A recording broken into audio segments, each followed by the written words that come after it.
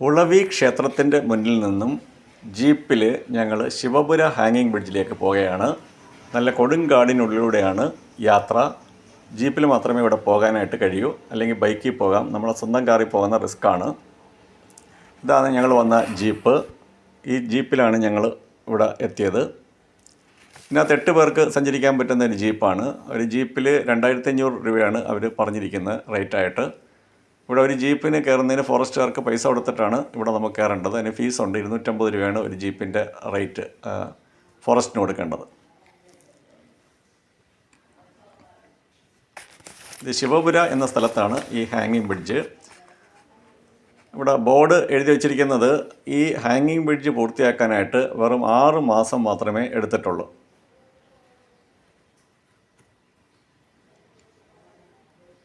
ഇവിടെ ജീപ്പുകളൊക്കെ പാർക്ക് ചെയ്യാനായിട്ട് കുറച്ച് സ്ഥലമുണ്ട്. 3-4 ജീപ്പുകൾ ഇവിടെ പാർക്ക് ചെയ്യാം. ഇനി ഈ ഹാങ്ങിങ് ബ്രിഡ്ജിലേക്ക് നമുക്ക് നടന്ന് നോക്കാം. അക്കരെ വരെ പോയി അവിടെ കുറച്ച് സമയം നിന്നിട്ട് തിരിച്ചു വരിക, കുറച്ച് ഫോട്ടോസ് എടുക്കുക. അതാണ് ഉദ്ദേശം. ഇത് ഇൻസ്റ്റാഗ്രാമിലേക്ക് ഇവിടെയൊക്കെ പ്രശസ്തമായൊരു ഹാങ്ങിങ് ബ്രിഡ്ജാണ്.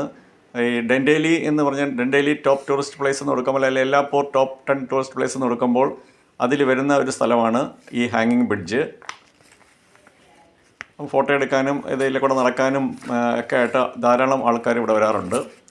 ഇതൊരു റിസർവോയറാണ്. ഈ റിസർവോയറിൻ്റെ കുറുക്കെയാണ് ഈ ഹാങ്ങിങ് ബ്രിഡ്ജ് പണിഞ്ഞിരിക്കുന്നത്.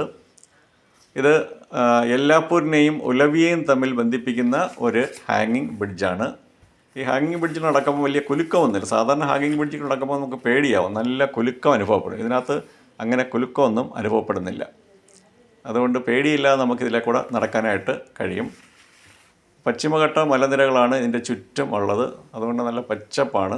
നിറയെ പച്ചപ്പിൻ്റെ നടുക്കുള്ള ഒരു തടാകം. ആ തടാകത്തിൻ്റെ കുറുകെയുള്ള ഒരു ഹാങ്ങിങ് ബ്രിഡ്ജ്. ഇതൊരു ബൈക്കേഴ്സിൻ്റെയൊക്കെ ഒരു ഡ്രീമാണ്, ഇതിലേക്കൂടെ ബൈക്ക് ഓടിക്കുക എന്നുള്ളത്. അപൂർവം ഹാങ്ങിങ് ബ്രിഡ്ജിൽ കൂടെ മാത്രമേ ബൈക്ക് ഓടിക്കാനായിട്ട് സാധിക്കുകയുള്ളൂ. ഇത് നല്ല ബലമുള്ളൊരു ഹാങ്ങിങ് ബ്രിഡ്ജാണ്. ഇതിൻ്റെ കൂടെ നമുക്ക് ബൈക്ക് ഓടിക്കാനായിട്ട് പറ്റും. ഇതിൻ്റെ നീളം 234 മീറ്ററും അതിൻ്റെ വീതി 1.5 മീറ്ററുമാണ്.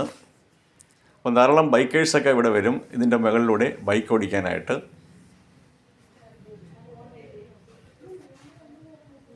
ഇതാ 2 ബൈക്കേഴ്സാണ് വരുന്നത്, 2 ബൈക്കുകാർ. ഫ്രണ്ടിൽ പോകുന്ന ബൈക്കറും മറ്റേ പുറകിൽ വരുന്ന ലോക്കൽ വന്നിരിക്കുന്നത്. 2 പേരും കൂടെ ബൈക്ക് ഓടിച്ച് പോവുകയാണ്. ഇവിടെ നിന്ന് നേരെ പോയി കഴിഞ്ഞാൽ ഉളവിയിലോട്ടാണ് അവർ പോകുന്നത്. അതുവഴി അങ്ങ് അവർ എല്ലാപ്പൂരിൽ ഡാൻഡേലിക്ക് പോകും. എല്ലാപ്പൂർ സൈഡിൽ നിന്ന് വന്ന് ഡാൻഡേലിക്ക് പോകാനായിട്ടാണ് ഈ ഇത് ഉപയോഗിക്കുന്നത്. ഇതൊരു സൈഡ് വ്യൂ ആണ്. നല്ല ഭംഗിയുണ്ട് കാണാനായിട്ട്.